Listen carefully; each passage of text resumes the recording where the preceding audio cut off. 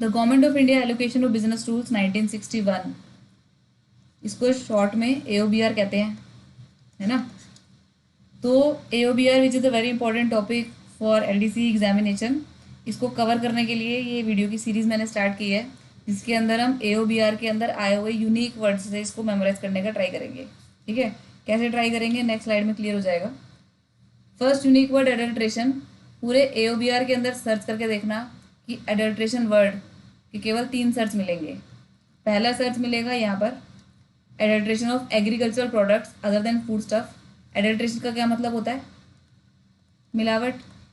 ठीक है, तो एग्रीकल्चरल प्रोडक्ट्स के अंदर अगर मिलावट होगी तो वो किसका सब्जेक्ट बनेगा? एग्रीकल्चर एंड फार्मर वेलफेयर का सब्जेक्ट बनेगा, है ना। और अगर फूड के अंदर मिलावट हो गई, फूड स्टफ में या फिर ड्रग्स यानी दवाई वगैरह में अगर मिलावट होती है तो क्या खराब होगा? हमारी हेल्थ खराब होगी। तो इसलिए ये जो सब्जेक्ट्स हैं, ये दोनों सब्जेक्ट ये हेल्थ एंड फैमिली वेलफेयर में आएंगे। लेकिन अगर एग्रीकल्चरल प्रोडक्ट्स स्पेसिफिकली लिखा है कि एग्रीकल्चर प्रोडक्ट्स के अंदर मिलावट है, एडल्ट्रेशन है, तो वो एग्रीकल्चर का सब्जेक्ट है। ठीक है, यहाँ पर एक चीज़ और बता देती हूँ, prevention of food adulteration act 1954, पिछली बार यानी कि LDC 2018 के अंदर ईयर भी चेंज करके दे दिए गए थे।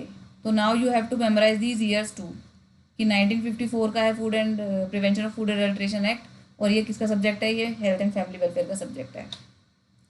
Next unique word is abducted. पूरे AOBR में सर्च करने पर एबडक्टेड का सिर्फ एक मिलेगा, एक सब्जेक्ट, एबडक्टेड पर्सन। एबडक्ट मतलब अगवा कर लेना, तो एबडक्टेड पर्सन की रिकवरी और रिस्टोरेशन, भाई एबडक्ट करके किसी दूसरी कंट्री में ले जा सकते हैं, तो of course ministry of external affairs involve रहेगा, है ना। तो ये जो सब्जेक्ट है ये मिनिस्ट्री ऑफ एक्सटर्नल अफेयर्स का है। इसके अलावा मैंने मिनिस्ट्री ऑफ एक्सटर्नल अफेयर का एक सब्जेक्ट और लिखा है यहाँ पे, नोटिफिकेशन रिगार्डिंग कमेंसमेंट और cessation of the state of war. मतलब कि वॉर का शुरू होना और वॉर का ख़त्म होना, इसकी नोटिफिकेशन का जो डोमेन है वो किसके पास है? वो डोमेन है मिनिस्ट्री ऑफ एक्सटर्नल अफेयर्स के पास। ठीक है, तो नोटिफिकेशन, ये जो सेशन मैंने रेड कर रखा है, ये भी एक यूनिक वर्ड है जो कि सिर्फ मिनिस्ट्री ऑफ एक्सटर्नल अफेयर के सब्जेक्ट लिस्ट में मिलेगा। नेक्स्ट देखो, यूनिक वर्ड 3, एक्शनेबल रॉन्ग। एक बात बताओ, अगर हम कोई रॉन्ग एक्शन करते हैं तो what is a wrong action? Wrong action क्या हो सकता है? रॉन्ग एक्शन इलीगल होगा।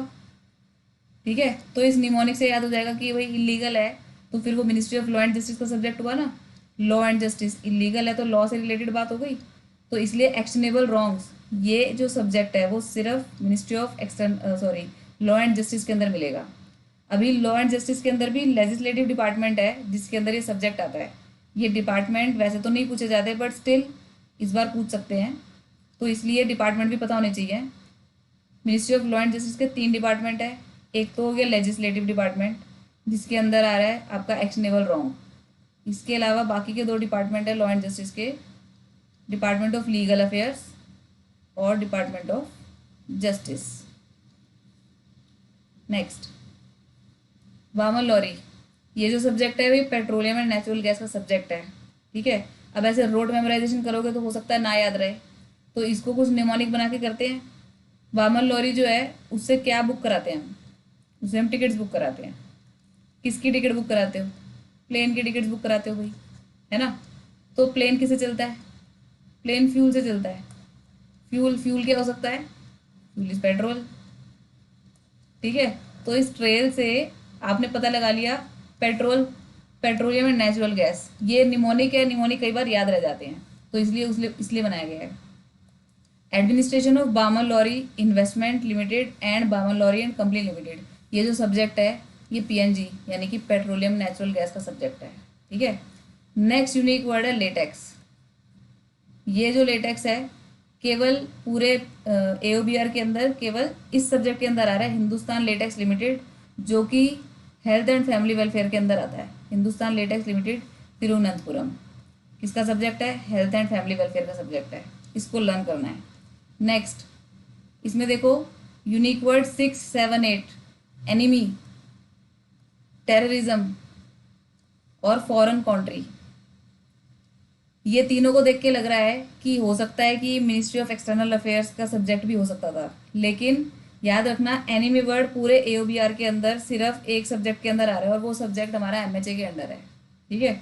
सिमिलरली टेररिज्म और फॉरेन कंट्रीब्यूशन, ये सब भी तुम्हारा मिनिस्ट्री ऑफ होम अफेयर्स का सब्जेक्ट है, ना कि मिनिस्ट्री ऑफ एक्सटर्नल अफेयर्स का। तो इस चीज़ को ध्यान रखना, ये सारे सब्जेक्ट्स एक बार रीड जरूर करने हैं। Matters relating to management, preservation and control of enemy property, including custodian of enemy property in India. Next, ये तो एनिमी हो गया। Matter related to counter terrorism, prevention of terrorism act 2002 and 15, clause 15 of 2002, ये भी चीज़ change होके आ सकती है। ठीक है, तो इसलिए मैंने पूरा सब्जेक्ट लिखा है यहाँ पे, ताकि कुछ विजुअल क्यू बन जाए, आपको याद रह जाएगा कि यहाँ पे 15 लिखा था कहीं पर, 15 ऑफ 2002, राइट। नेक्स्ट है the foreign contribution regulation act. अब इससे तुम्हें लगेगा कि यार क्या पता ये फाइनेंस का सब्जेक्ट हो, क्या पता एक्सपेंडिचर, क्या पता रेवेन्यू, लेकिन ये जो सब्जेक्ट है ये मिनिस्ट्री ऑफ होम अफेयर्स का सब्जेक्ट है, और ये मैंने यूनिक वर्ड ढूंढ के लिखे हैं, तो तुमको कहीं और ढूंढने की जरूरत नहीं है इनको, ये कहीं और नहीं मिलेंगे, ये केवल इसी मिनिस्ट्री के अंदर मिलेंगे। ठीक है, तो foreign contribution regulation act 1976, 49 of 1976। However, ये देखो नीचे यहाँ पे क्या लिखा है, ministry of external affair is to be consulted. Question अगर आता है कि फॉरेन कंट्रीब्यूशन रेगुलेशन एक्ट 1976 से रिलेटेड अगर कंसल्टेशन चाहिए, ठीक है, अगर कोई इसके ऊपर डिसीजन होना है, तो उस डिसीजन के अंदर किससे कंसल्ट किया जाएगा, एमईए से कंसल्ट किया जाएगा। लेकिन ये जो एक्ट है वो किसका सब्जेक्ट है, वो एमएचए का सब्जेक्ट है। ठीक है, नेक्स्ट, फ्रॉड, इसको निमोनिक से कर लेते हैं। भाई देखो, गवर्नमेंट ऑफिशियल तो क्या ही फ्रॉड करेगा, फ्रॉड करते हैं कॉर्पोरेट वाले। ठीक है, तो कॉर्पोरेट अफेयर्स के अंदर serious fraud investigation office, SFIO, ये serious fraud investigation office corporate affair के अंडर है। बाकी पूरे AOBR के अंदर फ्रॉड वर्ड और कहीं है ही नहीं।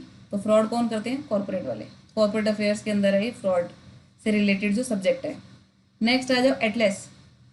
देखो, the survey of India and national atlas and thematic mapping organisation. ऐसे नहीं लग रहा पूरे सब्जेक्ट में इतने सारे साइंटिफिक से वर्ड यूज़ कर दिए। तो ये जो सब्जेक्ट है ये साइंस एंड टेक्नोलॉजी का सब्जेक्ट है। ठीक है, survey of India, national atlas and thematic mapping organisation, पूरे AOBR के अंदर एटलेस और कहीं नहीं मिलेगा। तो ये सब्जेक्ट है साइंस एंड टेक्नोलॉजी से रिलेटेड। नेक्स्ट आ जाओ Bhopal gas leak. Bhopal gas leak के अंदर केमिकल इन्वॉल्व था, है ना, तो ये सब्जेक्ट किसका हुआ, केमिकल एंड फर्टिलाइजर का सब्जेक्ट हुआ। Bhopal gas leak disaster special laws relating thereto, तो ये सब्जेक्ट है केमिकल एंड फर्टिलाइजर्स का। Next unique word is shellac. Shellac देखो क्या होता है, resinous substance obtained from lac insect, insect से ऑब्टेन्ड है। ठीक है, तो जो शेलैक इंडस्ट्री है, ये इंसेक्ट्स वगैरह का वो कहाँ पर मिलते हैं तुम्हें, एग्रीकल्चर से रिलेटेड है ना ये सब चीज़ें, use for making varnish and paint. तो ये जो शेलैक इंडस्ट्री है ये एग्रीकल्चर एंड फार्मर वेलफेयर का सब्जेक्ट है। बाकी इसके अलावा AOBR में ये कहीं और नहीं है। नेक्स्ट वर्ड है इस्पात। इस्पात जो है वो स्टील की हिंदी होती है ना, तो इस्पात ऑफ कोर्स स्टील के अंदर ही होगा। राष्ट्रीय इस्पात निगम लिमिटेड, ठीक है, RINL, इसको विजाक स्टील भी बोलते हैं। लोकेटेड एट, किसको विजाक स्टील बोलते हैं, इसको RINL को, राष्ट्रीय इस्पात निगम लिमिटेड को, इसको विजाक स्टील भी बोलते हैं। और ये कहाँ पर है, विशाखापट्टनम, आंध्र प्रदेश में। नेक्स्ट UIDAI, सबको पता ही होगा I guess. UIDAI unique identification authority of India, ये MIT का सब्जेक्ट है। ऑनलाइन सारी चीज़ें हो रही हैं अब UIDAI में, आधार पे एड्रेस अपडेट वगैरह ये सब ऑनलाइन। तो इसके अंदर IT का यूज़ हो गया एक तरीके से, है ना, तो इसलिए UIDAI जो है वो MIT का सब्जेक्ट है, ministry of electronics and information technology. Next, पूरे AOBR के अंदर नोटरी वर्ड कहाँ पर है, ये जो नोटरी वर्ड है, एडमिनिस्ट्रेशन ऑफ नोटरीज एक्ट 1952, 53 ऑफ 1952, ये विजुअल क्यूज हैं। ठीक है, ये मैंने इसलिए पूरे पूरे सब्जेक्ट यहाँ पर लिखे हैं। खैर, नोटरी क्या होती है, एक लीगल पेपर ही तो होता है, तो लीगल पेपर है तो ऑफकोर्स लॉ एंड जस्टिस का सब्जेक्ट हुआ। उसके भी 3 डिपार्टमेंट में से डिपार्टमेंट ऑफ लीगल अफेयर का सब्जेक्ट है नोटरी। क्यों, क्योंकि नोटरी एक लीगल पेपर होता है। नेक्स्ट, वेज एंड मीन्स, इसको निमोनिक से कर सकते हैं। वेज एंड मीन्स पढ़ के तो पता नहीं चल रहा है क्या चीज़ है, किसका सब्जेक्ट है, ऐसे ये फाइनेंस का सब्जेक्ट है। मीन्स कह सकते हैं, मीन्स ऑफ लाइवलीहुड, मीन्स यानी कि मनी को भी कह सकते हैं कि कोई चीज़ खरीदने का मीन्स क्या होता है, मनी होता है। ठीक है, तो मीन्स को अगर मनी से तुम कनेक्ट करोगे तो यू कैन सी कि ये फाइनेंस का सब्जेक्ट है।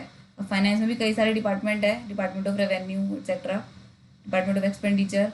तो ये जो है DEA यानी डिपार्टमेंट ऑफ इकोनॉमिक अफेयर्स का सब्जेक्ट है, वेज एंड मीन्स। ठीक है, इसके बाद है नेक्स्ट कॉलेज। कॉलेज पढ़ के तो सब्जेक्ट लग रहा है एजुकेशन का ज़रूर है, लेकिन अलग अलग टाइप के कॉलेजेस जो हैं वो अलग अलग मिनिस्ट्रीज के अंदर है। इधर देखो, सबसे पहले नेशनल डिफेंस कॉलेज। सब्जेक्ट को पढ़ के उसकी मिनिस्ट्री गैस करने की कोशिश करना। डिफेंस कॉलेज है तो डिफेंस का ही सब्जेक्ट है। ठीक है, नर्सिंग का कॉलेज है, मेडिकल कॉलेज है कोई, तो वो हेल्थ का सब्जेक्ट होगा। Youth parliament, organisation of youth parliament competition. School और कॉलेजेस के अंदर ये जो यूथ पार्लियामेंट कंपटीशन है, ये यूथ के अंदर पार्लियामेंट्री अफेयर्स की अवेयरनेस के लिए कंपटीशन ऑर्गेनाइज किया जाता है। तो ये कौन ऑर्गेनाइज करेगा भाई? पार्लियामेंट्री अवेयरनेस की बात है तो पार्लियामेंट्री अफेयर ही ऑर्गेनाइज करेगा ना, तो पार्लियामेंट्री अफेयर का ही सब्जेक्ट हुआ। इसके बाद है सिविल डिफेंस, नेशनल सिविल से हिंट ले सकते हो। देखो, डिफेंस कॉलेज जो कम्प्लीटली डिफेंस कॉलेज है वो तो डिफेंस के अंदर है, लेकिन सिविल आ गया उसके अंदर, यानी सिविलियंस आ गए, तो यानी लोग आ गए। तो ये जो कॉलेज है सिविल डिफेंस कॉलेज, ये हमारा होम अफेयर्स के अंडर है। होम अफेयर्स में भी बहुत सारे डिपार्टमेंट है, जिसमें कि डिपार्टमेंट ऑफ स्टेट्स के अंदर है ये, है ना। नेशनल फायर सर्विस कॉलेज, ये भी तुम्हारा मिनिस्ट्री ऑफ होम अफेयर्स के अंदर है, ना कि डिफेंस या फिर कहीं और। ठीक है, फायर सर्विस कॉलेज को तुम इस तरीके से कर सकते हो, पता होगा होम अफेयर्स के अंदर नेशनल डिजास्टर मैनेजमेंट भी है। ठीक है, NDMA, national disaster management authority. तो व्हाट इज़ फायर? फायर एक डिजास्टर ही तो है, तो ये भी होम अफेयर्स के अंदर आता है। इसके अलावा ये देखो, एडमिनिस्ट्रेटिव स्टाफ कॉलेज। तो स्टाफ किसका होता है? स्टाफ तो स्कूल का होता है, स्कूल का या फिर कॉलेज का स्टाफ होता है, तो वो एजुकेशन के अंदर है। Permission to teachers of universities, colleges and institutions of higher learning to accept assignments abroad. तो यूनिवर्सिटीज़ या कॉलेजेस के टीचर्स की परमिशन, तो ये तो क्लियर कट एजुकेशन का सब्जेक्ट है। सारी चीज़ें यहाँ पे एजुकेशन को हिंट कर रही हैं, टीचर भी, यूनिवर्सिटी भी, कॉलेज भी, इंस्टीट्यूशन भी, ये सब हिंट कर रहे हैं एजुकेशन की तरफ। तो ये असाइनमेंट भी, तो इसलिए ये सब्जेक्ट है तुम्हारा एजुकेशन का। ठीक है, नेक्स्ट आ जाओ म्यूजियम। भाई जितने भी म्यूजियम है, मैंने सारे म्यूजियम के नाम यहाँ पे नहीं लिखे हैं, मैं बता रही हूँ जितने भी म्यूजियम है, ऑल म्यूजियम्स, जैसे कि archaeological site museums, Nehru memorial museum, जितने भी म्यूजियम है वो सारे आपके कल्चर के अंदर है। मैंने यहाँ पे कुछ एक्सेप्शन लिख दिए हैं, यानी कि अगर तो ये 3-4 म्यूजियम दिखते हैं तो ये तो इन पर्टिकुलर मिनिस्ट्री का सब्जेक्ट है। जैसे कि बाल भवन हो गया, चिल्ड्रन म्यूजियम, भाई बच्चों का म्यूजियम है।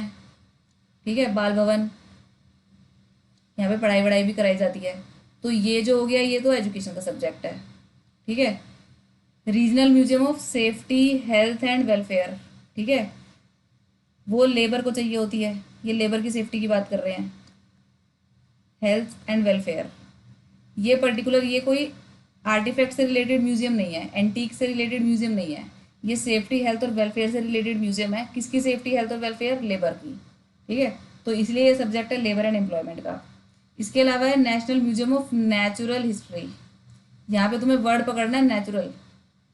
ठीक है, environment, forest and climate change. Natural का मतलब नेचर, ये नेचर से रिलेटेड है, नेचर से रिलेटेड म्यूजियम है, तो वो इन्वायरमेंट फॉरेस्ट के अंदर आएगा। ठीक है, इन्वायरमेंट, फॉरेस्ट, क्लाइमेट चेंज, ये सब नेचुरल चीज़ें हैं ना, नेचर की चीज़ें हैं। तो नेचुरल हिस्ट्री वाला जो म्यूजियम है वो इन्वायरमेंट, फॉरेस्ट और क्लाइमेट चेंज के अंदर है। ठीक है, और बाकी के जितने म्यूजियम, कुछ भी म्यूजियम आ जाए, मैंने सारे नाम नहीं लिखे, बट कोई भी म्यूजियम है वो सारे के सारे म्यूजियम कल्चर के अंदर ही आएंगे। ठीक है, सिर्फ ये 3 म्यूजियम अलग है। Next, burn. बर्न जो सब्जेक्ट है वो हैवी इंडस्ट्रीज का सब्जेक्ट है। ठीक है, बर्न अलग से कोई सब्जेक्ट नहीं है। बर्न जो है वो कहाँ कहाँ पर आया हुआ है, पूरे AOBR के अंदर बर्न स्टैंडर्ड कंपनी लिमिटेड, ये जो लिमिटेड कंपनी है, Braithwaite Burn, Jessop Construction Limited, royal Burn Limited. ठीक है, पहली बात तो ये लिमिटेड है, तो ये इंडस्ट्री से रिलेटेड, ये हिंट कर रहा है कि कोई इंडस्ट्री है, ठीक, कोई कंपनी है, तो ये हैवी इंडस्ट्री से रिलेटेड है। प्लस हैवी इंडस्ट्री का अभी हम आगे की वीडियोस के अंदर और भी चीज़ें देखेंगे कि जितने भी ये नाम है इस तरह के इंग्लिश नेम्स हैं सारे, वो जो इंग्लिश नेम्स है वो मैक्सिमम नेम्स हैवी इंडस्ट्री के ही सब्जेक्ट्स के अंदर लिखे हुए हैं। ठीक है, तो बर्न से रिलेटेड जो सब्जेक्ट्स हैं वो सिर्फ और सिर्फ हैवी इंडस्ट्री से के अंदर है। इसके अलावा मैंने कुछ और नीचे सब्जेक्ट्स लिख दिए हैं हैवी इंडस्ट्रीज़ के ही, विजुअल क्यूज के लिए इसको बाद में कभी भी रैंडमली पूछ लूँगी तो देखते तुम्हें याद रहेगा कि नहीं। Bridge and Roof Company, Weber India Limited, Richardson Cruddas 1972 limited. ठीक है, तो ये देख के लग रहा है सब इंग्लिश नेम्स से हैं। तो ये सारे जो इंग्लिश नेम्स हैं वो हैवी इंडस्ट्रीज़ के, मैक्सिमम इंग्लिश नेम्स जो है वो हैवी इंडस्ट्रीज़ के सब्जेक्ट के अंदर ही है। ठीक है, तो हमने इस स्लाइड में क्या देखा है कि जो बर्न बर्न जो सब्जेक्ट है, यानी बर्न जो वर्ड है वो केवल हैवी इंडस्ट्री के सब्जेक्ट के अंदर ही आ रहा है। Next unique word 20, antiquities, artist, art, treasure, gift. ये हिंट दे रहे हैं आपको कल्चर का, है ना। एंटिक्विटीज कल्चरल चीज़ है, आर्टिस्ट, आर्ट, ये सब कल्चर से रिलेटेड है। इसके अलावा ट्रेजर और गिफ्ट, ये जितने भी यूनिक वर्ड्स हैं ये सारे यूनिक वर्ड कल्चर के सब्जेक्ट्स में मिलेंगे, एक्सेप्ट एक आर्ट सब्जेक्ट अलग से लिखा हुआ है, Delhi urban art commission act. तो ये ministry of housing and urban affairs के अंदर है।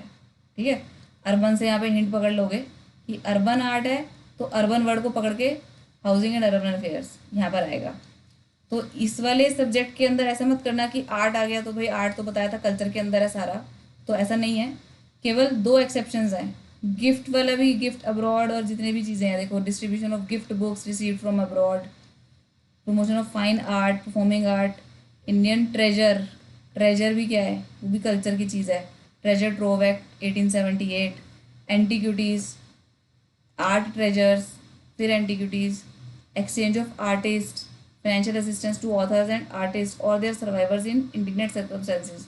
तो ये सारा जो सब्जेक्ट है जिसके अंदर की antiquities, artist, art, treasure, gift, ये सारे वर्ड्स आ रहे हैं वो सब कल्चर के हैं।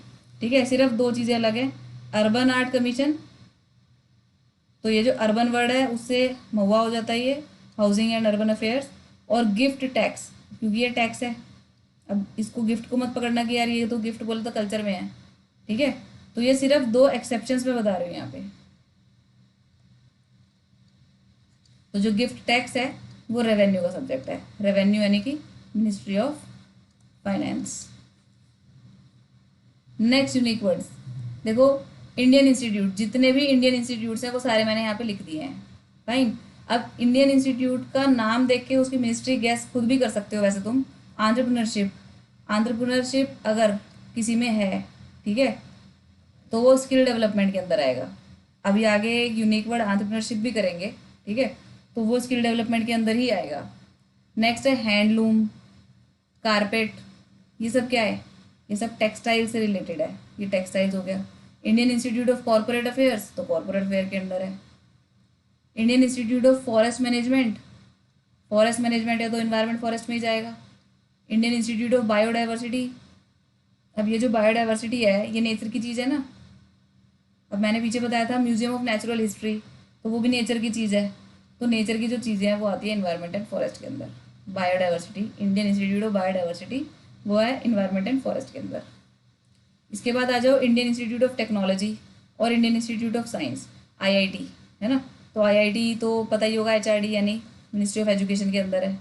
इसके अलावा इंडियन इंस्टीट्यूट ऑफ साइंस भी एजुकेशन के अंदर है। अब देखो Indian institute of mass communication, mass com जो है वो किसका सब्जेक्ट है, आई का सब्जेक्ट है। मास कम्युनिकेशन एक्चुअली में आई ही देखेगा। नेक्स्ट है Indian institute of packaging and Indian institute of foreign trade, जो ट्रेड एंड पैकेजिंग है वो कॉमर्स के पास है। ठीक है, grants to Indian institute of public administration, IIPA को जो ग्रांट्स आती हैं, ग्रांट्स, वो जो ग्रांट्स हैं वो सब्जेक्ट कौन देखेगा, वो डीओपीटी के पास है। तो ये जितने भी इंडियन इंस्टीट्यूट एओबीआर के अंदर लिखे हैं वो यहाँ पर मैंने लिख दिए हैं, और इसके अंदर जिस चीज़ का इंस्टीट्यूट है ये, उस चीज़ से तुमको खुद ही हिंट मिल रहा है कि वो किसका सब्जेक्ट है। एक चीज़ मैं यहाँ पे बता देती हूँ, इंडियन इंस्टीट्यूट ऑफ साइंस, इसको देख के इसको साइंस एंड टेक में मत लिख देना, ये गलत हो जाएगा। ठीक है, Indian institute of science, science क्या है, साइंस एक सब्जेक्ट है जो कि हम स्कूल में पढ़ते थे। ठीक है, स्कूल में पढ़ते थे तो एजुकेशन का सब्जेक्ट हुआ ना। Next unique word 22, pharmaceuticals, narcotics, drugs.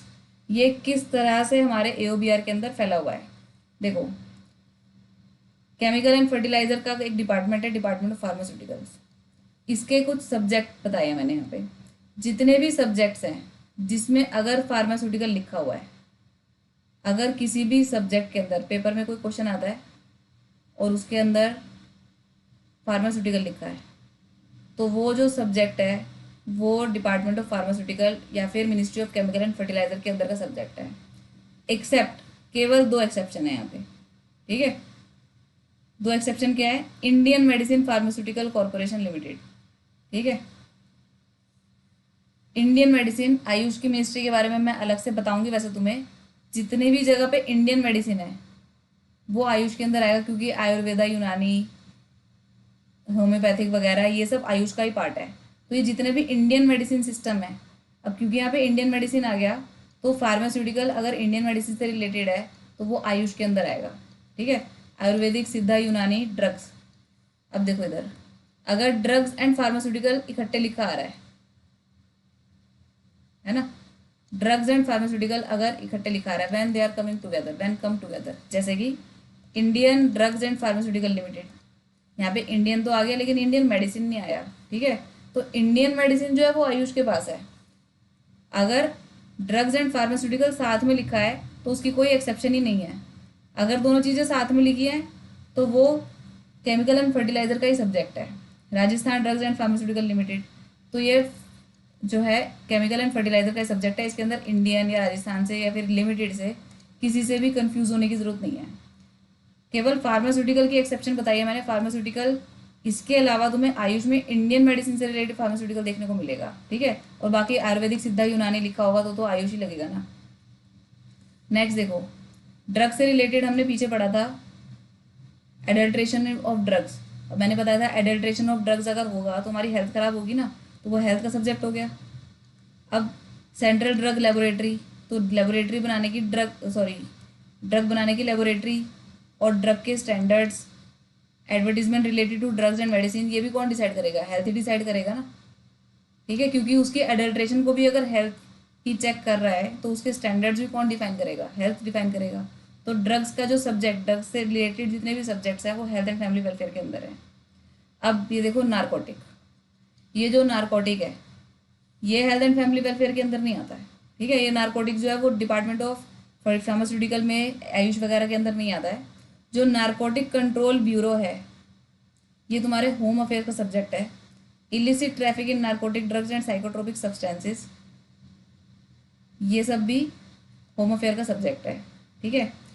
लेकिन पर्टिकुलरली नारकोटिक ड्रग जो है वो किसका सब्जेक्ट है? वो है डिपार्टमेंट ऑफ रेवेन्यू का subject. All subject containing narcotic drug, यानी कि पूरे एओबीआर के अंदर मैक्सिमम सब्जेक्ट्स जिसके अंदर की नारकोटिक ड्रग लिखा हुआ है वो मैक्सिमम सब्जेक्ट्स नारकोटिक ड्रग्स वाले रेवेन्यू के अंदर है, यानी मिनिस्ट्री ऑफ फाइनेंस के अंदर है, ठीक है। जैसे कि administration of narcotic drugs and psychotropic act 1985। सिर्फ और सिर्फ दो सब्जेक्ट्स अलग से हैं जिसमें कि नारकोटिक वर्ड यूज हो रहा है, ये दो सब्जेक्ट्स। तो नारकोटिक कंट्रोल ब्यूरो यानी एनसीबी, ये होम अफेयर के अंदर आता है। और illicit traffic in narcotic drug and psychotropic substances, ये जो इलिसिट ट्रैफिक है नारकोटिक ड्रग्स का ये होम अफेयर दिखेगा। लेकिन नारकोटिक ड्रग्स का जो एक्ट है, ठीक है, ये मेन चीज़ हो गई। तो वो जो मेन चीज़ है नारकोटिक ड्रग्स से रिलेटेड जितनी भी मेन सब्जेक्ट्स है वो सब रेवेन्यू के पास है। Next, traffic. ट्रैफिक दो तरीके का हो सकता है, एक तो ट्रैफिक जैम वाला ट्रैफिक, ठीक है। जैसे कि एयर ट्रैफिक का ऑर्गेनाइजेशन कौन करेगा? सिविल एविएशन ही करेगा ना। इनलैंड वाटरवेज है और शिप्स का ट्रैफिक है, शिप से रिलेटेड ट्रैफिक है, तो वो कौन देखेगा? वो शिपिंग ही देखेगा। वाटरवेज के अंदर यानी पानी के रास्तों में अगर ट्रैफिक है तो शिपिंग देखेगा उसको, ये तो ऑब्वियस है। ज़रूरी नहीं है हमेशा टेढ़ा ही दिमाग लगाना है, सीधा दिमाग भी लगाएंगे तो भी एओबीआर के काफ़ी सारे सब्जेक्ट निकलते हैं, ठीक है। अभी पीछे हमने पढ़ा है इलिसिट ट्रैफिक, ये वो वाला ट्रैफिकिंग है, इलीगल वाला ट्रैफिक, ठीक है। ट्रैफिक बच्चों का और वुमेन का, तो वुमेन एंड बच्चे, वुमेन एंड चाइल्ड, इसके लिए तो मिनिस्ट्री है पूरी वुमेन एंड चाइल्ड डेवलपमेंट की। तो वुमेन एंड चाइल्ड के अंदर से रिलेटेड अगर ट्रैफिक होता है तो वो women and child development ministry के पास है। और इसके अलावा इमोरल ट्रैफिक प्रिवेंशन एक्ट, ये भी कौन से ट्रैफिक की बात कर रहे हैं? Immoral traffic. इमोरल ट्रैफिक यानी कि लोगों का ट्रैफिक, बच्चों का या फिर वुमेन का ट्रैफिक, ठीक है, उनका प्रिवेंशन एक्ट 1956। तो ये वाला जो ट्रैफिक है यानी लोगों से रिलेटेड, पीपल से रिलेटेड जो ट्रैफिक है, पीपल भी कौन? वुमेन एंड चाइल्ड, इनसे related traffic women child development WCD के पास है। और होम अफेयर्स के पास नारकोटिक ड्रग्स का ट्रैफिक है, ठीक है। और मेनली जो नार्कोटिक ड्रग सब्जेक्ट है वो किसके पास था, रेवेन्यू के पास था, है ना, रेवेन्यू के पास था। All subjects containing narcotic drugs, ये रेवेन्यू के पास है। नेक्स्ट आ जाओ एक्सप्लोजिव्स। बहुत कंफ्यूजिंग सा यूनिक वर्ड है बट स्टिल करना तो है ही। एक्सप्लोजिव सब्सटेंस एक्ट 1908, ठीक है। तो ये तो है होम अफेयर का subject, explosive substance act. Explosive substance यानी कि बॉम्ब हो सकता है ना। एक्सप्लोजिव सब्सटेंस क्या हो सकता है, बॉम्ब हो सकता है। पीछे हमने देखा बॉम्ब कौन यूज करता है, टेररिस्ट यूज करता है। और पीछे वाली स्लाइड में हमने देखा था कि टेररिस्ट किसका सब्जेक्ट है, होम अफेयर का सब्जेक्ट था ना कि मिनिस्ट्री ऑफ एक्सटर्नल अफेयर्स का। तो एक्सप्लोजिव सब्सटेंस क्या होता है, बॉम्ब होता है। बॉम्ब कौन यूज करता है, टेररिस्ट यूज करता है। और टेररिस्ट किसका सब्जेक्ट हम याद कर चुके हैं, एमएचए का, ठीक है। तो इसलिए एक्सप्लोजिव सब्सटेंस भी होम अफेयर का सब्जेक्ट होगा, फाइन। इसके अलावा लेकिन अगर एक्सप्लोजिव सब्सटेंस नहीं, खाली एक्सप्लोजिव है, देखो एक्सप्लोजिव बनते भी हैं, ये मैन्युफैक्चरिंग की बात कर रहे हैं, एक्सप्लोजिव की मैन्युफैक्चरिंग की बात कर रहे हैं, डीपीआईआईटी, है ना। तो यहाँ पर तो मैन्युफैक्चरिंग होती है, इंडिया के अंदर की जितनी भी इंडस्ट्रीज हैं जिसके अंदर भी चीज़ें मैन्युफैक्चर होती हैं वो सब डीपीआईटी के अंदर आती हैं। तो एडमिनिस्ट्रेशन ऑफ एक्सप्लोजिव एक्ट ये हमारा डीपीआईटी के पास है। लेकिन अगर वो एक्सप्लोजिव सब्सटेंस बन गया तो हमने कैसे ट्रेल याद करा, एक्सप्लोजिव सब्सटेंस क्या होता है, बॉम्ब होता है। तो वहाँ से उस ट्रेल से उस निमोनिक से हम एमएचए तक पहुँचे, राइट। इसके बाद है इम्प्लीमेशन द इम्फ्लेमेबल सब्सटेंसेज एक्ट। यहाँ से एक और निमोनिक आ रहा है मेरे माइंड में, एक्सप्लोजिव और सब्सटेंस साथ में है तब तो वो होम अफेयर के पास है, क्योंकि एक्सप्लोजिव सब्सटेंस साथ में बनते हैं तो वो बॉम्ब बना देते हैं, है ना। लेकिन एक्सप्लोजिव्स और सब्सटेंस अलग अलग सब्जेक्ट के अंदर है तो वो डीपीआईटी के अंदर है। क्यों, क्योंकि डीपीआईटी के अंदर जनरली इंडिया की जो इंडस्ट्रीज़ हैं, मैन्युफैक्चरिंग इंडस्ट्रीज़ हैं, वो सब इसके अंदर आती हैं। तो एक्सप्लोजिव की इंडस्ट्री हो गई, या फिर explosive administration of explosive act हो गया, इम्प्लीमेबल सब्सटेंस एक्ट हो गया। तो एक्सप्लोजिव और सब्सटेंस अलग अलग है तो डीपीआईटी के पास, साथ में है तो होम अफेयर्स के पास। नेक्स्ट है jute, very easy subject. Jute से रिलेटेड जितने भी सब्जेक्ट हैं, ये तो मैंने सिर्फ 3 लिखे हैं। मिनिस्ट्री ऑफ टेक्सटाइल्स का पूरा एओबीआर खोल के देखोगे तो उसमें जूट भरा पड़ा है, ठीक है। तो jute and jute products, office of jute commissioner Kolkata, national centre for jute diversification, पूरे एओबीआर सॉरी ये टेक्सटाइल्स के मिनिस्ट्री के सब्जेक्ट के अंदर बहुत सारा जूट है। तो जितना भी जूट लिखा हुआ है वो सब टेक्सटाइल्स की मिनिस्ट्री के अंदर है। सिर्फ एओबीआर के अंदर 2 जगह पे अलग जूट लिखा हुआ है, ठीक है। Development of cotton jute sugarcane, ये as it is subject agriculture के पास है, ठीक है, क्योंकि इनकी फसल की बात कर रहे होंगे ये, कॉटन जूट शुगर केन, ठीक है। तो वो आएगा एग्रीकल्चर एंड फार्मर वेलफेयर के बाद। इसके अलावा लगन जूट मशीनरी कंपनी लिमिटेड। पीछे हमने हैवी इंडस्ट्रीज के कुछ सब्जेक्ट देखे थे जिसके अंदर इंग्लिश नेम्स आ रहे थे, है ना। ये रे, Burn Standard Company Limited, Braithwaite Burn Jessop Construction Limited. तो एक company limited limited limited company, Bridge Roof Company, Weighbird India Limited, इसको देख के लग रहा है कि ये हैवी इंडस्ट्रीज के सब्जेक्ट हैं, ठीक है, ये जितने भी इंग्लिश नेम्स हैं। तो अभी जो हम कर रहे हैं उसके अंदर भी देखो ये कंपनी लिमिटेड।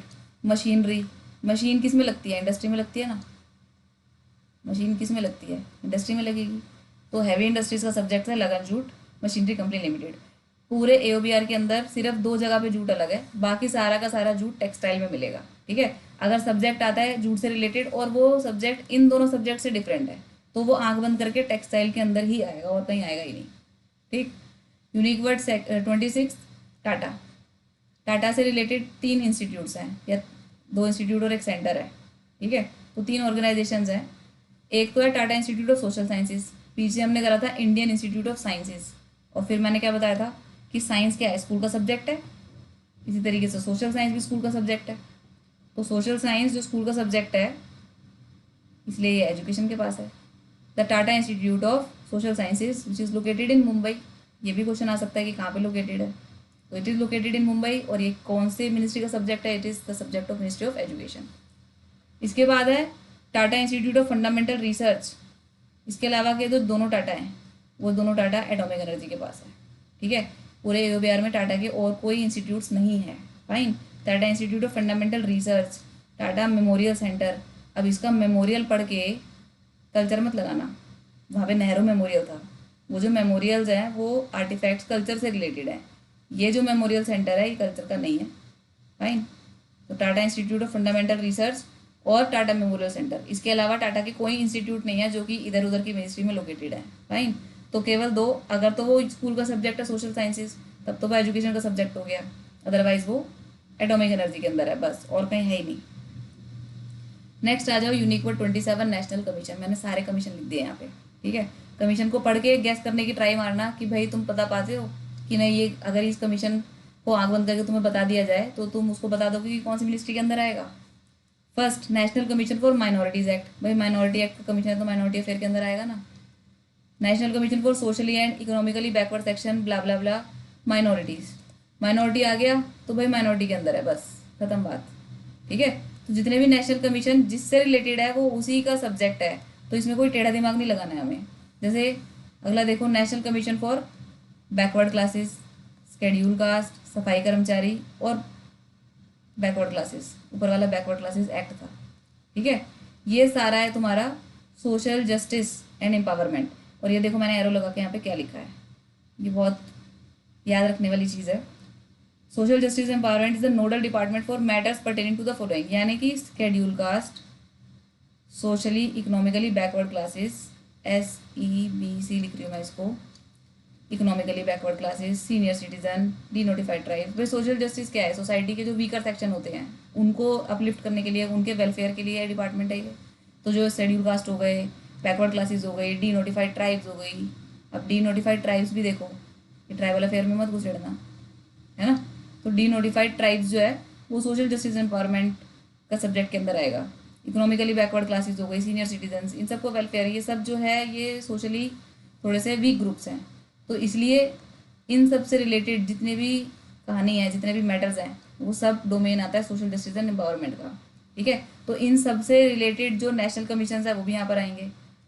फाइन। अब तुम यहाँ पे देख रहे हो शेड्यूल कास्ट से रिलेटेड जो नेशनल कमीशन है वो तो सोशल जस्टिस के पास है, लेकिन शेड्यूल ट्राइब्स के लिए जो कमीशन है वो ट्राइबल अफेयर्स के पास है। यहाँ पर लिखा हुआ है डी नोटिफाइड ट्राइब्स, क्योंकि ट्राइब अगर नोटिफाई हो गई फिर तो वो ट्राइबल अफेयर का मैटर बन गया, है ना। नेशनल कमीशन ऑन पॉपुलेशन, इसको कहाँ पे डालोगे इस सब्जेक्ट को, ये सब्जेक्ट है हेल्थ एंड फैमिली वेलफेयर का, ठीक। इसको निमोनिक बना के याद कर सकते हो। अब इतनी सारी मेमोराइजेशन करोगे तो हो सकता है चीज़ें याद ना रहे, तो इसलिए बीच बीच में मैं निमोनिक बता रही हूँ। देखो पॉपुलेशन अगर बहुत ज़्यादा बढ़ेगी तो उस कंट्री के अंदर हेल्थ पे ध्यान नहीं दिया जाएगा, है ना। वह जितनी ज़्यादा पॉपुलेशन होगी उसका हेल्थ इंफ्रास्ट्रक्चर उतना वीक हो जाएगा कंट्री का, तो इसलिए पॉपुलेशन जो है वो हेल्थ एंड फैमिली वेलफेयर का सब्जेक्ट है, नेशनल कमीशन ऑन पॉपुलेशन। इसके बाद देखो UNESCO, united nation educational scientific and cultural organisation, तो एजुकेशनल है यहाँ पर, है ना। And Indian national commission for cooperation with UNESCO, तो यूनेस्को में एजुकेशन पे फोकस करना है, और ये जो नेशनल कमीशन है वो एजुकेशन मिनिस्ट्री के सब्जेक्ट के अंदर आता है। Fine. National commission for women, भाई वुमेन का नेशनल कमीशन है तो WCD के पास जाएगा। National commission for youth, youth का नेशनल कमीशन तो यूथ अफेयर के पास ही जाएगा, ठीक है। बिल्कुल टेढ़ा दिमाग नहीं लगाना इसमें। नेक्स्ट है जितने भी नेशनल सेंटर्स हैं वो सारे नेशनल सेंटर मैंने यहाँ पे लिख दिए हैं, ठीक है। इसको पढ़ के अपने आप पता चल जाएगा ये किसका सब्जेक्ट है। सबसे पहले यहाँ पर देखो मैंने क्या बताया था, जितना भी जूट है वो सारा का सारा कहाँ पर है, टेक्सटाइल के पास है, सब्जेक्ट्स कंटेनिंग जूट, ठीक। तो ये जो national centre for jute diversification है वो टेक्सटाइल के पास होगा। इसके अलावा national centre for design and product development, भाई डिज़ाइंस और प्रोडक्ट्स सबसे ज़्यादा किस चीज़ में होते हैं, कपड़े के हो सकते हैं ना, कपड़े के डिज़ाइन, तो इसको निमोनिक से याद कर लेंगे हम, कपड़े के डिज़ाइंस वगैरह होते हैं बहुत सारे, तो वो कहाँ पर जाएगा सब्जेक्ट, ये सब्जेक्ट जाएगा टेक्सटाइल के पास, ठीक है। इसके अलावा देखो Indira Gandhi national centre for arts, arts हम पढ़ चुके पिछली स्लाइड में, antiquities, artist, art, treasure, gift, तो आर्ट वाली जो चीज़ें हैं वो सब कल्चर के पास थी, तो इसलिए नेशनल सेंटर फॉर आर्ट्स जो है वो कल्चर के पास आएगा। इसके अलावा ये सारी चीज़ें पढ़ो, सब साइंटिफिक सी बातें लिखी है इसके अंदर। National centre for plant genome research, ठीक है, एकदम साइंटिफिक सा सब्जेक्ट है। National brain research centre, brain research, this is scientific subject. International centre for genetic engineering and biotech, यानी कि जितनी भी चीज़ें हमने 11th-12th में साइंस में पढ़ी थी वो सारे सब्जेक्ट्स जितने भी हैं, जैसे national centre for sale sciences, है ना, पढ़ के वैसे ही लग रहा है साइंस का सब्जेक्ट है, ये तो ये चारों ही चीज़ें साइंस के सब्जेक्ट लग रहे हैं। तो ये साइंस एंड टेक्नोलॉजी उसके अंदर भी बायोटेक्नोलॉजी डिपार्टमेंट यहाँ पर आ रहे हैं। ठीक है, नेक्स्ट यहाँ पर लिखे मैंने सारे training institutes. Fine, foreign service, foreign की सर्विस है तो कहाँ जाएगी? एक्सटर्नल अफेयर्स के पास। इससे मेरे को याद आ रहा है कि मैंने पीछे बताया था फॉरेन कंट्रीब्यूशन,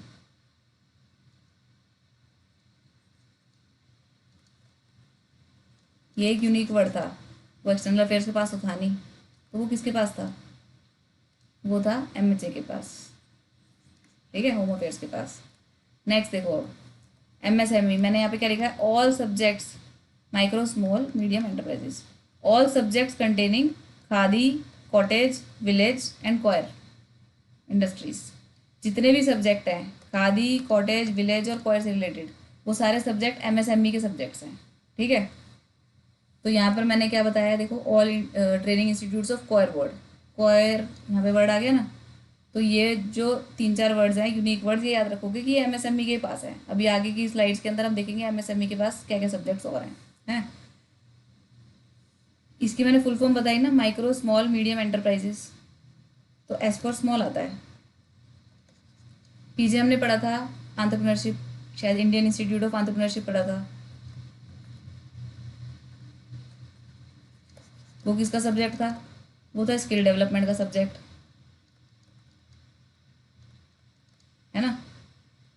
अब यहाँ पर तुम बोलोगे यार ये तो बहुत कंफ्यूजिंग हो गया, small entrepreneurs promotion and training institute entrepreneur पढ़ के तो हम बोल देते हैं कि भाई ये तो स्किल डेवलपमेंट का सब्जेक्ट है, लेकिन इसका हमने एक तोड़ निकाला है, वो ये है कि अगर एंटरप्रेन्योर से पहले स्मॉल आ रहा है ना, तो स्मॉल अगर आ रहा है तो स्मॉल पे फोकस करना है, अगर एंटरप्रेन्योर के बाद कुछ आ रहा है तो वो बात की बात है।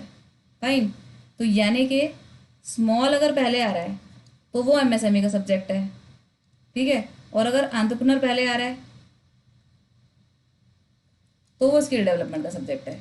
ये एक फॉर्मूला है, एक लॉजिक है ये। ठीक है, निमोनिक है कह लो।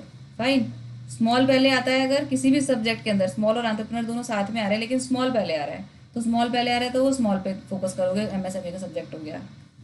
Next, central footwear training institute. Footwear क्या है? छोटी सी इंडस्ट्री है, छोटी सी चीज़ है ना, तो छोटी सी चीज़ है तो स्मॉल, तो एमएसएमई के पास जाएगा। All training institute related to khadi village industry commission, अभी मैंने क्या बताया? खादी कॉटेज विलेज कॉयर, इन चारों इंडस्ट्री से रिलेटेड अगर ट्रेनिंग इंस्टीट्यूट है, यानी अगर कोई सब्जेक्ट है तो वो एमएसएमई के पास जाएगा, तो इसलिए उसके रिलेटेड ट्रेनिंग इंस्टीट्यूट भी एमएसएमई के पास जाएंगे। फिर है नेशनल पावर ट्रेनिंग इंस्टीट्यूट, भाई पावर का ट्रेनिंग इंस्टीट्यूट है तो पावर के पास ही जाएगा, टेढ़ा दिमाग लगाना ही नहीं है। Work related to industrial training institute, भाई इंडस्ट्री में ट्रेनिंग लेने के लिए, इंडस्ट्री में काम करने के लिए स्किल चाहिए ना, तो इसलिए work related to industrial training institute skill development के पास है। Indian plywood industries research and training institute, ये है कंफ्यूजिंग सब्जेक्ट। क्यों? प्लाईवुड एक लाइट इंडस्ट्री है। ठीक है, जितनी भी लाइट इंडस्ट्रीज हैं जैसे प्लाईवुड, स्टेशनरी, मैचेस, सिगरेट, ये सब जो है वो डीपीआईटी के पास है। ठीक है, जितनी भी लाइट इंडस्ट्रीज हैं वो सब डीपीआईटी के पास है, लेकिन प्लाईवुड इंडस्ट्री रिसर्च जो ट्रेनिंग इंस्टीट्यूट है वो इन्वायरमेंट के पास है। इसको निमोनिक से ऐसे याद कर सकते हो कि जो वुड है, वुड कहाँ से मिलती है? वुड नेचर से मिलती है ना, तो हमने अभी पीछे करा भी, नेचर का सारा निमोनिक जो है वो एनवायरमेंट फॉरेस्ट के पास है। ठीक है ना, तो ये प्लाईवुड का जो ट्रेनिंग इंस्टीट्यूट है वो एनवायरमेंट फॉरेस्ट के पास है, लेकिन प्लाईवुड जो सब्जेक्ट है, प्लाईवुड का जो सब्जेक्ट है as it is a light industry, is the subject of light industry, और सारी लाइट इंडस्ट्रीज डीपीआईटी के पास है तो वो डीपीआईटी लगाओगे। फाइन,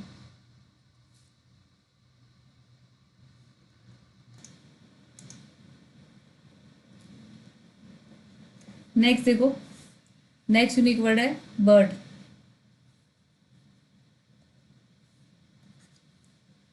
अब इसमें देखो बर्ड ग्रुप ऑफ कंपनीज, ये सब्जेक्ट है, ये सब्जेक्ट है स्टील के अंदर।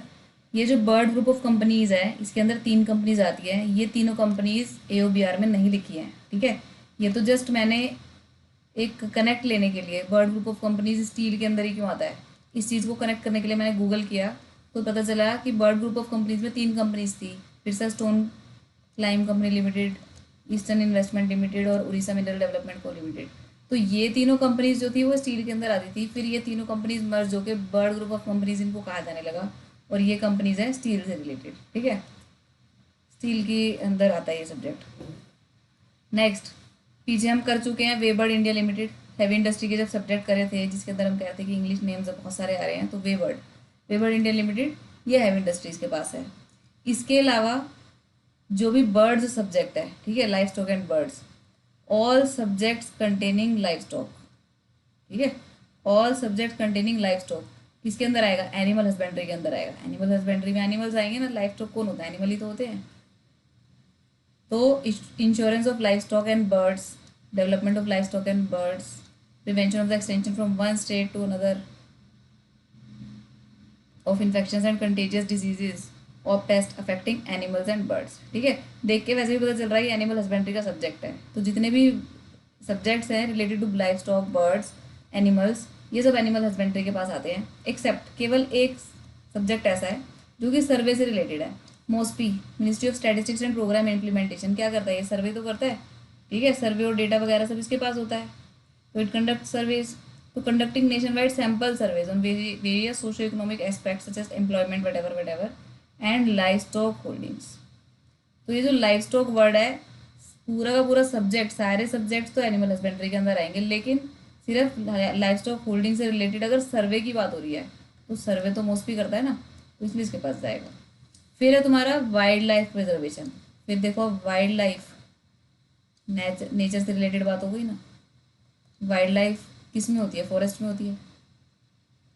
तो wild life preservation and protection of wild birds and animals, ये जो सब्जेक्ट है ये इन्वायरमेंट फॉरेस्ट के पास है। देखो क्यों? क्योंकि इसमें हिंट मिल रहा है फॉरेस्ट का, यहाँ पर कोई फॉरेस्ट का हिंट नहीं मिल रहा। यहाँ पर एनिमल हस्बेंड्री के अंदर तुम्हें मिल रहा है क्या दिख रहा है? Insurance of life stock and birds, development of life stock and birds. तो ये फॉरेस्ट से रिलेटेड चीज़ें नहीं है, यहाँ पर वाइल्ड लाइफ से देख के फॉरेस्ट से रिलेटेड हिंट मिल रहा है हमें, तो इसलिए ये सब्जेक्ट जो है वो इन्वायरमेंट एंड फॉरेस्ट का सब्जेक्ट है। नेक्स्ट यूनिक वर्ड है डेजर्ट। थोड़ा सा कंफ्यूजिंग है ये, बट स्टिल करना है तो करना है। डेजर्ट डेवलपमेंट प्रोग्राम, ठीक है, ये जो डेजर्ट डेवलपमेंट प्रोग्राम है ये है रूरल डेवलपमेंट, जिसका कि डिपार्टमेंट है लैंड रिसोर्सेज। वैसे तो अब ये दोनों अलग हो चुके हैं, ये अलग अलग कैटेगरीज बन चुके हैं, लैंड रिसोर्सेज अलग और रूरल डेवलपमेंट अलग। स्टिल AOBR में अभी सेम ही है, पता नहीं उसमें अपडेट नहीं हुआ है। तो लैंड रिसोर्सेज अगर अलग से आता है ऑप्शन के अंदर तो उसको टिक करोगे, अगर ऑप्शन में लैंड रिसोर्सेज है ही नहीं और रूरल डेवलपमेंट है तो उसको टिक करोगे। तो डेजर्ट डेवलपमेंट प्रोग्राम ये आता है रूरल डेवलपमेंट के अंदर। और इसके बाद है डेजर्ट एंड डेजर्टिफिकेशन, ठीक है, जो डेजर्ट्स हैं और डेजर्टिफिकेशन, ये जो सब्जेक्ट है ये दोनों मिक्स सब्जेक्ट है थोड़ा से। तो ये जो सब्जेक्ट है ये इन्वायरमेंट फॉरेस्ट का है, डेजर्टिफिकेशन, और डेजर्ट को डेवलप करने का प्रोग्राम है। अगर सपोज कोई गाँव है, कोई रूरल एरिया है, ठीक है, उस रूरल एरिया के आसपास डेजर्ट है, तो उसका डेवलपमेंट का प्रोग्राम जो है वो सब्जेक्ट रूरल डेवलपमेंट के पास आएगा। ये मैं सिर्फ निमोनिक के लिए बता रही हूँ। नेक्स्ट वर्ड है वेस्टलैंड। जितने भी सब्जेक्ट हैं जिसमें कि वेस्टलैंड आता है, ठीक है, ऑल सब्जेक्ट्स कंटेनिंग वेस्टलैंड, जैसे कि ये सिर्फ मैंने एग्जाम्पल्स के लिए 3 सब्जेक्ट लिखे हैं, इसके अलावा और भी सब्जेक्ट्स हैं। और जितने भी वेस्टलैंड से रिलेटेड सब्जेक्ट्स हैं वो सारे रूरल डेवलपमेंट के लैंड रिसोर्सेज डिपार्टमेंट के अंदर आएंगे, एक्सेप्ट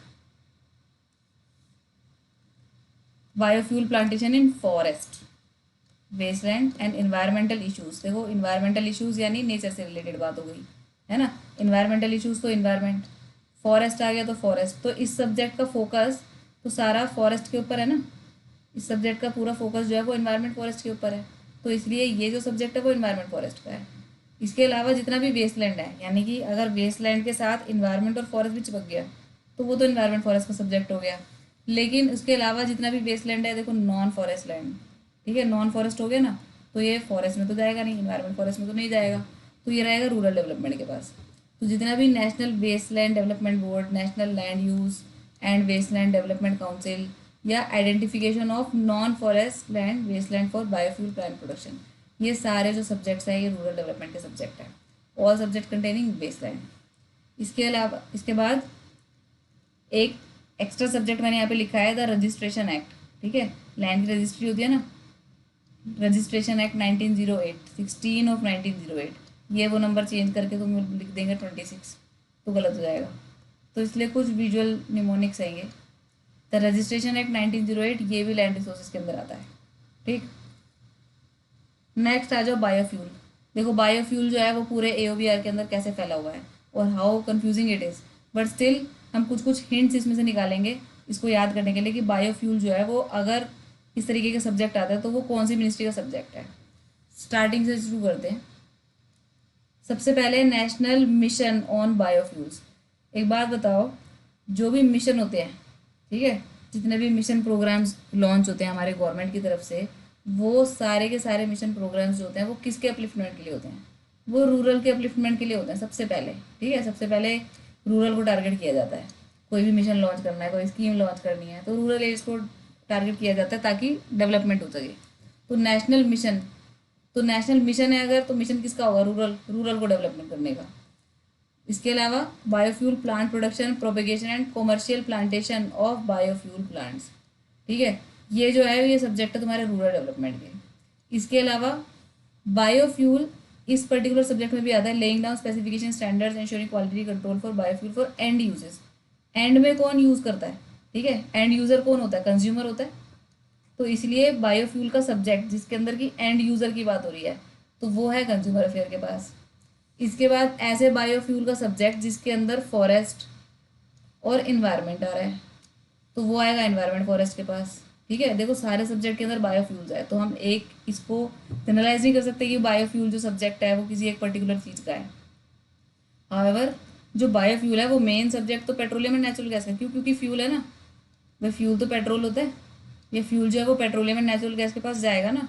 तो मैक्सिमम जो बायोफ्यूल के सब्जेक्ट्स हैं, ये मैक्सिमम सब्जेक्ट्स बायोफ्यूल के, उसकी पॉलिसी से रिलेटेड, उसके ट्रांसपोर्ट से रिलेटेड, उसके डेवलपमेंट बोर्ड से रिलेटेड, उसके कोऑर्डिनेशन से रिलेटेड, उसके marketing, distribution, retailing, blending prescription, policy, ये जो मेन सब्जेक्ट है बायोफ्यूल वो है तो पेट्रोलियम एंड नेचुरल गैस का। लेकिन इसके अलावा अगर बायोफ्यूल के साथ फॉरेस्ट और इन्वायरमेंट चिपक गया तो वो इन्वायरमेंट फॉरेस्ट का सब्जेक्ट हो गया। अगर उसके साथ एंड यूज़र आ गया तो एंड यूज़र तो कंज्यूमर होता है तो कंज्यूमर के पास चला गया। इसके अलावा अगर मिशन आ गया, ठीक है, तो मिशन तो रूरल के अपलिफ्टमेंट के लिए होता है तो वो रूरल डेवलपमेंट के पास चला गया। ठीक है, अब plantation, development of nurseries and plantation. Nurseries और प्लांटेशन में क्या मिलता है? प्लांट्स मिलते हैं ना, तो प्लांट्स किस में होते हैं? एग्रीकल्चर में होते हैं। तो इसलिए development of nursery and biofuels for, sorry, plantation for biofuels. तो बायोफ्यूल्स के नर्सरी और प्लांटेशन यानी प्लांट से रिलेटेड चीज़ हो गई तो एग्रीकल्चर के पास चली गई। ये देखो इधर बायोफ्यूल प्लांट, प्लांट से रिलेटेड चीज़ है ना। Research and development and production of improvement, यानी बायोफ्यूल के प्लांट को बेटर करना है तो प्लांट से बेटर कर, प्लांट को बेटर करने की बात हो रही है तो वो है हमारा एग्रीकल्चर एंड फार्मर वेलफेयर। इसके बाद बायोफ्यूल की डेवलपमेंट करने के लिए जो टेक्नोलॉजी पे रिसर्च होगी, ठीक है, समझो इसको, बायोफ्यूल की प्रोडक्शन हमें बढ़ानी है, ठीक है, तो उसके लिए जो टेक्नोलॉजी यूज़ हो रही है उस टेक्नोलॉजी का डेवलपमेंट करना है हमें। ठीक है, तो टेक्नोलॉजी को डेवलप करना है तो ये टेक्नोलॉजी तो एग्रीकल्चर के पास नहीं होगी, टेक्नोलॉजी एनवायरनमेंट के पास भी नहीं होगी, कंज्यूमर के पास भी नहीं, रूरल के पास भी नहीं, PNG के पास भी नहीं। तो टेक्नोलॉजी की बात हो रही है तो साइंस की बात हो रही है मतलब। ठीक है, तो टेक्नोलॉजी को रिसर्च एंड डेवलपमेंट R&D करके उसकी टेक्नोलॉजी इतनी बढ़िया करना कि बायोफ्यूल की प्रोडक्शन बढ़ जाए, तो ये हमारा सब्जेक्ट जो होगा वो साइंस एंड टेक का सब्जेक्ट है। ठीक, नेक्स्ट, नेशनल एंड इंटरनेशनल। क्या क्या चीज़ें हैं नेशनल एंड इंटरनेशनल क्या? ठीक, उनके सब्जेक्ट को देखकर ट्राई मारना कि कौन से मिनिस्ट्री के अंदर आएगा। मेंटल हेल्थ, हेल्थ की बात हो रही है। National institute of health and family welfare, ये तो क्लियर कर दिख रहा है। National institute of communicable diseases, भाई कम्युनिकेबल डिजीज है तो हेल्थ की बात हो रही है। और international institute of population sciences, अभी पीछे मैंने बताया था पॉपुलेशन से रिलेटेड एक था commission, national commission on population. तो पॉपुलेशन मैंने बताया कि अगर बढ़ती है तो क्या होता है, देश का इंफ्रास्ट्रक्चर को, जो हेल्थ इंफ्रास्ट्रक्चर है वो कोलैप्स करता है। ठीक है, तो इसलिए पॉपुलेशन जो है वो हेल्थ से रिलेटेड है सब्जेक्ट। फाइन, तो ये चारों के चारों जो नेशनल इंस्टीट्यूट या इंटरनेशनल इंस्टीट्यूट है वो हेल्थ एंड फैमिली वेलफेयर के पास है। इसके अलावा हमने पीछे पढ़ा था सोशल जस्टिस से रिलेटेड की जो वीकर सेक्शन होते हैं जैसे SC और बैकवर्ड क्लासेस या फिर सफाई कर्मचारी वगैरह, वो सब सोशल जस्टिस के अंदर आ रहे थे। इसके अलावा सोशल जस्टिस का एक डिपार्टमेंट और है, डिपार्टमेंट ऑफ दिव्यांगजन, है ना। तो डिपार्टमेंट ऑफ दिव्यांगजन, दिव्यांगजन में आते हैं people with disabilities, benchmark disabilities, PWBDs, ठीक है। पीपल विद डिसेबिलिटीज़ आते हैं ना, तो people with multiple disabilities, persons with multiple disabilities हो गया। OH, VH और HS national institute for orthopedically handicapped, visually handicapped, hearing handicapped. तो ये हैंडीकैप वाली जो कैटेगरी है PWBD में आती है। PWBD मतलब दिव्यांगजन, इनको नाम दिया गया है दिव्यांगजन। तो इसलिए इनसे रिलेटेड जो नेशनल इंस्टीट्यूट है मल्टीपल डिसेबिलिटीज़, डिसेबिलिटीज से रिलेटेड जितने भी नेशनल इंस्टीट्यूट है वो दिव्यांगजन में आएंगे, ठीक है। National institute of rehabilitation, rehabilitation किसका, PWBDs के ही रिहैबिलिटेशन की बात हो रही है, ठीक है। भाई सपोज कोई बंदा पहले नॉर्मल था और उसके बाद एक्सीडेंट की वजह से वो ऑर्थोपेडिकली हैंडीकैप हो गया, तो एक मेंटल ट्रॉमा होता है, तो इसलिए रिहैबिलिटेशन करना ज़रूरी होता है इस तरीके से। तो ये जो रिहैबिलिटेशन ट्रेनिंग एंड रिसर्च का नेशनल इंस्टीट्यूट है वो सोशल जस्टिस के अंदर आता है। इसके अलावा सोशल जस्टिस के अंदर और भी चीज़ें हैं। National institute of social defence, एक हमने पढ़ा था नेशनल डिफेंस कॉलेज, है ना। नेशनल डिफेंस कॉलेज तो डिफेंस के अंदर है, ये सोशल डिफेंस है। तो सोशल में सोशल को पकड़ोगे और सोशल जस्टिस एंड एम्पावरमेंट को टिक करोगे, ठीक है। ये मैंने कटआउट डाला है तुम्हारे AOBR का ही, AOBR के अंदर ये कटआउट है, यहाँ से देख सकते हो। OH, VH, mentally handicap, hearing handicap, rehabilitation, person with multiple disabilities. अब कुछ और नेशनल और इंटरनेशनल इंस्टीट्यूट्स हैं। हाइड्रोलॉजी पानी से रिलेटेड है, तो लो भाई वाटर रिसोर्सेज में चला गया। फैशन, फैशन किससे होता है, कपड़ों से होता है, और कपड़े किस में आएंगे, टेक्सटाइल में, पीछे भी करा था हमने इसको, तो ये टेक्सटाइल में चला गया, national institute of fashion technology. इसके बाद है स्मॉल इंडस्ट्री। देखो मैंने कहा था कि अगर स्मॉल पहले आ रहा है तो तुम MSME में डालोगे, ठीक है। इंडस्ट्री से इसको हैवी इंडस्ट्री में नहीं लेके जाओगे, छोटी इंडस्ट्री है, स्मॉल इंडस्ट्री है, ठीक। तो स्मॉल पहले आता है तो MSME में आएगा। एंटरप्रेन्योरशिप पहले आ रहा है, देखो इस वाले सब्जेक्ट के अंदर भी स्मॉल आ रहा है, लेकिन मैंने कहा था जो पहले आएगा उसकी प्रायोरिटी होगी। तो स्मॉल पहले आ रहा है तो वो MSME, क्योंकि S फॉर स्मॉल है इसके अंदर। एंटरप्रेन्योरशिप पहले आ रहा है तो वो स्किल डेवलपमेंट के अंदर आएगा। हाईवे इंजीनियर्स, हाईवे किसका सब्जेक्ट है, रोड ट्रांसपोर्ट हाईवेज का सब्जेक्ट है। पोर्ट मैनेजमेंट, पोर्ट किसका सब्जेक्ट है, शिपिंग का सब्जेक्ट है। Netaji Subhas national institute of sports, ठीक है। Rajiv Gandhi national institute of youth, ये यूथ एंड स्पोर्ट्स, ये दोनों इसमें है। बिल्कुल टेढ़ा दिमाग नहीं लगाना, सीधे सीधे एकदम। Sugar and sugar cane technology, अभी हम पीछे पढ़ेंगे, जितना भी शुगर और शुगर केन है वो सारा फूड PD में आता है, ठीक है। फूड एंड पब्लिक डिस्ट्रीब्यूशन के अंदर आता है शुगर और शुगर केन, एग्रीकल्चर में नहीं जाएगा, फूड PD में आएगा। इसके अलावा है national institute of public cooperation and child development, सीधा सीधा सब्जेक्ट दिख रहा है चाइल्ड डेवलपमेंट, तो चाइल्ड डेवलपमेंट को पकड़ो और वो मैं चाइल्ड डेवलपमेंट पे टिक कर दो। Next NILED, national institute of labour economic research and development, ठीक है। नीति आयोग, नीति आयोग क्या करता है, रिसर्च करके नीति बनाता है ना, पॉलिसीज बनाता है। तो labour economic research and development, national institute of labour economic research and development आएगा नीति आयोग के अंदर। इसके अलावा granting aids to national institute of public finance and policy, भाई पब्लिक फाइनेंस, फाइनेंस की बात होगी सीधे सीधे, तो ग्रांट्स इन एड की बात भी हो गई, तो पैसों की बात हो रही है, सारे पैसों की बात हो रही है, तो रेवेन्यू के अंदर grant in aid to national institute of public finance and policy, ठीक है। इस वीडियो के बाद नेक्स्ट वीडियो में मैं कुछ MCQs कराऊंगी और वो इसी वीडियोस के ऊपर बेस्ड होंगे, तो वो वीडियो ज़रूर देखना। नेक्स्ट आ जाओ, नेक्स्ट यूनिक वर्ड है आपका एंटरप्रेन्योर, ठीक है। Entrepreneurship development and skill development for training institute, अभी हमने पीछे पढ़ा है national institute of small industry extension training, small पहले आ गया हमारा तो MSME हो गया, ठीक है। पीछे हमने और पढ़ा था फुटवेयर, फुटवेयर छोटी मोटी चीज़ है ना, फुटवेयर तो छोटी सी चीज़ है, छोटी मतलब स्मॉल, स्मॉल मतलब MSME, MSME में S मतलब small, micro small medium enterprises, fine. और training institute of Khadi village coir, ये भी हम पीछे पढ़ चुके हैं।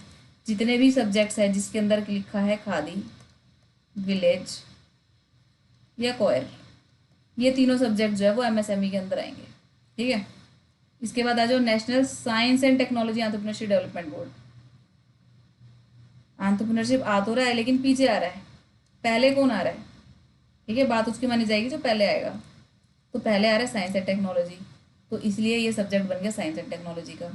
फिर आ जाओ skilling for entrepreneurship development for science and technology. हाँ, तो इसमें भी साइंस एंड टेक्नोलॉजी रहा है, लेकिन ये बाद में आ रहा है। तो पहले कौन आ रहा है? Entrepreneurship. Expansion of youth entrepreneurship education.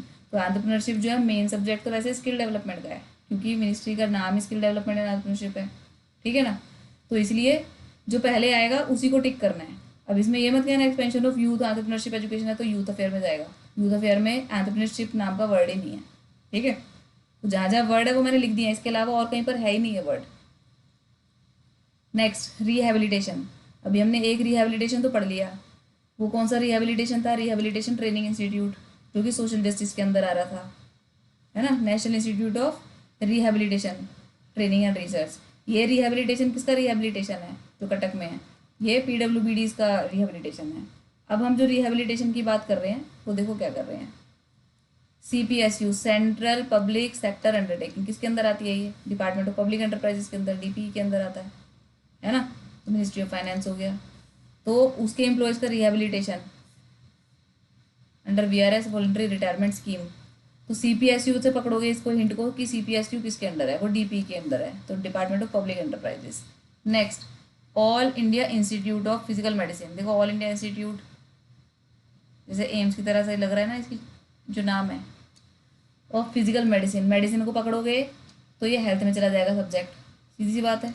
Rehabilitation industries, industries की रिहेबिलिटेशन की बात कर रहे हैं तो हैवी इंडस्ट्री में जाना है, कोई इसमें दिमाग लगाने की जरूरत नहीं है टेढ़ा वाला। अब next, home affairs.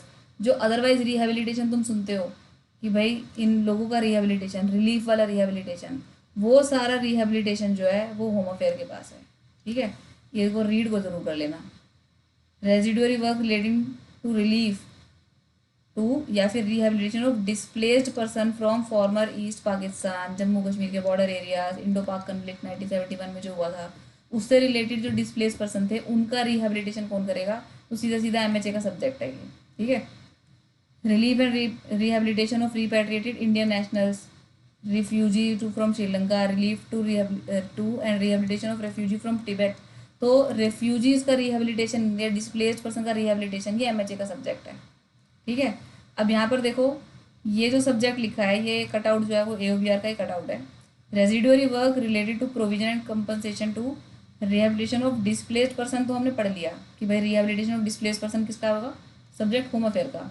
Other than, ये बहुत इंपॉर्टेंट है, जितने एक्सेप्शन है, सारा रिहेबिलिटेशन का जो काम है वो तो होम अफेयर का हो गया। Other than issue of lease conveyance deed in respect of government build properties, conversion of lease deed, allotment of additional strips of land etc etc which have been allocated to Ministry of Housing and Urban Affairs। अगर कोई चीज़ issue of lease की बात कर रहे हैं, convince deed की बात कर रहे हैं, तो ये these have been allocated to ministry of housing and urban affairs, ना कि होम अफेयर्स, ठीक है। तो जितना भी रेजिडुअरी वर्क है रिहेबिलिटेशन का वो तो होम अफेयर के पास है, लेकिन अगर रेजिडुअरी वर्क है रिहेबिलिटेशन से रिलेटेड जिसमें कि लीज इशू होनी है, कन्वेंस डीड देनी है, कन्वर्जन है लीज डीड का, तो ये सारा प्रॉपर्टी से रिलेटेड काम है। तो प्रॉपर्टी यानी लैंड से रिलेटेड काम है, लैंड से रिलेटेड काम है तो भाई हाउसिंग एंड अर्बन अफेयर के पास ही जाएगा ना। नेक्स्ट आ जाओ, रिहेबिलिटेशन कंटिन्यूड। रिहेबिलिटेशन और भी जगह है, ठीक है। अभी किसका रिहेबिलिटेशन हुआ था? CPSU के एम्प्लॉयज़ का। तो CPSU से हमने क्या करा? DPE, department of public enterprises. Medicine आ गया तो भाई मेडिसिन से रिलेटेड हेल्थ है। इंडस्ट्री आ गया, रिहेबिलिटेशन इंडस्ट्री, तो वो हैवी इंडस्ट्री है। इसके अलावा बंदों का रिहेबिलिटेशन है, डिस्प्लेस पर्सनस का, तो वो आ गया होम अफेयर। नेक्स्ट है rehabilitation, administration of rehabilitation markets, ठीक है। ये जो मार्केट का रिहेबिलिटेशन है वो आएगा हाउसिंग के पास। इसके अलावा rehabilitation other problem related to displace teacher and students. Teacher students कहाँ होते हैं? स्कूल में होते हैं ना, तो सीधा सीधा वर्ड से पकड़ में आ रहा है, स्कूल में होते हैं। तो स्कूल में क्या प्रोवाइड होती है? एजुकेशन, तो ये एजुकेशन का सब्जेक्ट है। नेक्स्ट है रिलेटेड टू सफाई कर्मचारी। अच्छा, क्या रिलेटेड टू सफाई कर्मचारी ये भी देख लेते हैं। Rehabilitation of manual scavengers. Manual scavengers कौन होते हैं? सफाई कर्मचारी से रिलेटेड होते हैं, है ना, जो हाथ से कूड़ा उड़ाते हैं। इन alternative occupations, rehabilitation of victim of alcoholism and substance abuse and their families. देखो ये सोशल सब्जेक्ट है एक, अल्कोहलिज्म या सब्सटेंस अब्यूज वगैरह के विक्टिम, उनका रिहेबिलिटेशन। ये कोई डिस्प्लेस्ड पर्सन नहीं है जिनका रिहेबिलिटेशन का सब्जेक्ट होम अफेयर के पास है, ठीक है। ये सोशल इविल्स हैं कुछ, अल्कोहलिज्म, सब्सटेंस अब्यूज, तो ये सोशल इविल्स हैं, तो इसलिए सोशल जस्टिस का सब्जेक्ट हुआ। इसके अलावा मैनुअल स्कैवेंजर्स भी सोशल जस्टिस का इसलिए है क्योंकि manual scavengers are related to safai karamchari, और अभी हमने पीछे पढ़ा था कि सोशल जस्टिस के अंदर जो वीकर सेक्शन है सोसाइटी के, उनके वेलफेयर से रिलेटेड काम है, तो इसलिए ये वीकर सेक्शन हो गया ना सोसाइटी का, सफाई कर्मचारी वाला, तो इसका रिहेबिलिटेशन जो है वो सोशल जस्टिस के पास है। इसके अलावा अभी पीछे हमने पढ़ा था रिहेबिलिटेशन किसका, जो PWBDs है, पर्सन विद डिसेबिलिटीज़, है ना, तो उनको supply of aids, appliances, scholarship, residential school वगैरह, ये सारा स्पेशल स्कीम जो है जो PWBDs के हैं तो वो दिव्यांगजन के पास आएगा, यानी PWD का सारा मैटर दिव्यांगजन के पास है। रिहेबिलिटेशन काउंसिल ऑफ इंडिया, ये rehabilitation council, education and training rehabilitation professionals, rehabilitation council of India act, और national institute of rehabilitation training, ये तो हम पीछे कर चुके हैं। तो ये तो प्रॉपर इंस्टीट्यूट्स है रिहेबिलिटेशन करने के लिए, तो ये जो प्रॉपर इंस्टीट्यूट्स हैं वो सब PWBDs के रिहेबिलिटेशन की बात कर रहे हैं यहाँ पे, तो वो दिव्यांगजन के पास आएगा। डिस्प्लेस पर्सन का है तो होम अफेयर के पास। नेक्स्ट आ जाओ, ये यूनिक वर्ड प्रेस, जो मेन सब्जेक्ट है प्रेस का, वो तो खुद ही सोच सकते हो I&B के पास ही होगा ना भाई। प्रेस है, प्रेस किसके अंदर है, I&B इंफॉर्मेशन एंड ब्रॉडकास्टिंग के अंदर आती है ना प्रेस। तो ये जितना भी सब्जेक्ट लिखा हुआ है यहाँ पे प्रेस से रिलेटेड, ये सारे सब्जेक्ट्स तो मेन तुम्हारे इन्फॉर्मेशन ब्रॉडकास्टिंग के पास है। Press information bureau PIB, news पढ़ते हो ना, इसकी आर्टिकल्स आते हैं। प्रेस काउंसिल ऑफ इंडिया, इसके अलावा पब्लिकेशन, पब्लिकेशन भी वही न्यूज़पेपर टाइप का काम है, allocation newsprint to newspaper, ये सब चीज़ें न्यूज़ से रिलेटेड है, इन्फॉर्मेशन ब्रॉडकास्टिंग से रिलेटेड है। तो ये सब तो हो गया मेन इसका सब्जेक्ट इन्फॉर्मेशन एंड ब्रॉडकास्टिंग का। इसके अलावा केवल 3 जगह और प्रेस लिखा हुआ है हमारे AOBR के अंदर। पहला है Punjab special power press act, जो कि MHA के डिपार्टमेंट ऑफ इंटरनल सिक्योरिटी के अंदर आता है। Newspaper books and printed presses, देखो इसको पढ़ के तो कोई भी I&B लगा देगा, लेकिन ये जो है ये MHA के पास है, ठीक है। Newspaper books and printing presses, अगर तो खाली न्यूज़पेपर है, न्यूज़पेपर है ना, तो वो तो है I&B के पास। लेकिन ये जो सब्जेक्ट है थोड़ा सा कंफ्यूजिंग है यहाँ पर कि MHA के पास क्यों है। Newspaper books and printing presses, ये सिर्फ इधर I&B के पास ना होके MHA के पास है। इसके अलावा है press and registration of books act, ठीक है। ये बुक होने की वजह से अभी पीछे पढ़ा था कि गिफ्ट बुक्स वगैरह जो आती हैं वो सब कल्चर के पास है वो सब्जेक्ट, तो ये बुक्स एक्ट से रिलेटेड है। In so far as supply of books and catalogues of central government is concern, ये जो बुक्स एक्ट से रिलेटेड है, प्रेस एंड रजिस्ट्रेशन, ये तुम्हारा है कल्चर के पास, ठीक है। Punjab special power press act और newspaper books and printing presses, ये स्पेशली I&B के पास नहीं है और MHA के पास है, ठीक है। इसके अलावा unique word 38 which is discipline, हाँ। विजिलेंस एंड डिसिप्लिन तो पूरा DOPT के पास है, पता होगा, ठीक है। विजिलेंस एंड डिसिप्लिन तो DOPT का सब्जेक्ट है। इंडस्ट्री में डिसिप्लिन चाहिए तो इंडस्ट्री में कौन काम करता है, इंडस्ट्री में लेबर काम करती है ना, तो इंडस्ट्री में लेबर काम करती है, तो डिसिप्लिन इंडस्ट्री जो सब्जेक्ट है वो लेबर एंड एम्प्लॉयमेंट के पास है। फिर residual work of erstwhile national discipline scheme, ये पहले की स्कीम है, ऐसे कोई इंपॉर्टेंट टॉपिक नहीं है, स्टिल मैंने लिख दिया है यहाँ पे क्योंकि डिसिप्लिन यहाँ पर और आ रहा था।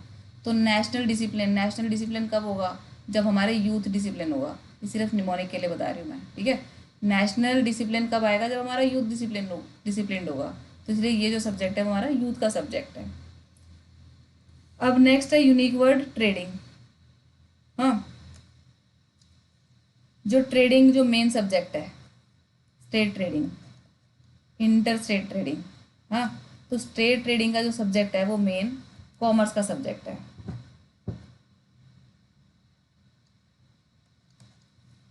Policies of state trading corporation, tea trading, spices trading corporation of India,